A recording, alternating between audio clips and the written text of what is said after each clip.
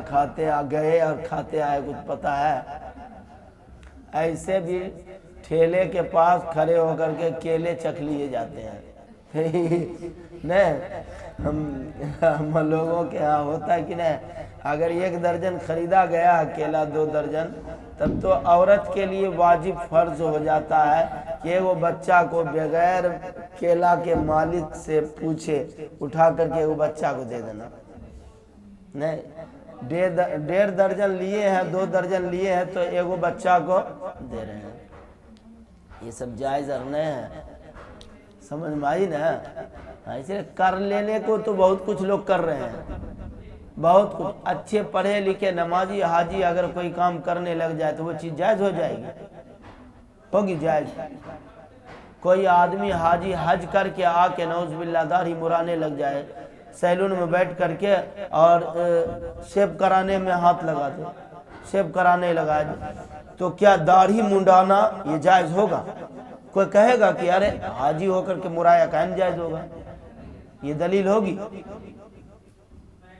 اس لیے کوئی نمازی اچھے پرہیزگار دیندار آدمی 1 درجن 2 درجن کیلا خریدنے کے بعد اگر بغیر اجازت کے کیلا کے مالک سے اگر بچوں کو دے رہا ہے اٹھا کر کے، یا خود چکھنے میں ہاتھ لگا دیا، انگور خریدنے کے لیے گئے اور بہت سارا انگور ٹوٹا ہوا بھی تھا، اور مان لو کوئی آدمی ہے وہ 50 گرام انگور خرید رہا ہے اور 2-3 پیس انگور چکھ لیا،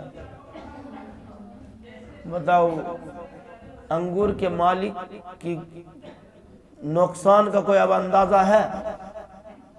ارے آدھا کیجی 1 کیجی 5 کیجی بھی خریدا جائے نا تو وہ جو اٹھا کر کے چکھ لینے کا بغیر اجازت جو ہمارا رواج بنا ہوا نہیں، صحیح نہیں ہے۔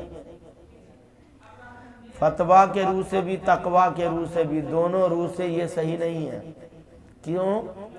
دیکھو، ایک تو یہ ہے کہ چیز کا جو مالک ہے اس کی اجازت شامل نہیں ہوئی یا تم استعمال کر لیا، لہٰذا یہ اسلام کا قانون نہیں ہے۔ بغیر مالک سے پوچھے تم چیز کو استعمال میں ہاتھ لگاؤ، یہ غلط ہے۔ سمجھ میں آئی؟ اس لیے درست اور صحیح نہیں ہے۔ کوشش یہ کرنا چاہیے آدمی کو کہ جو چیز کا جو مالک ہے اس سے اجازت لے کر کے ہم استعمال کریں، بغیر اجازت کے استعمال کرنا صحیح نہیں۔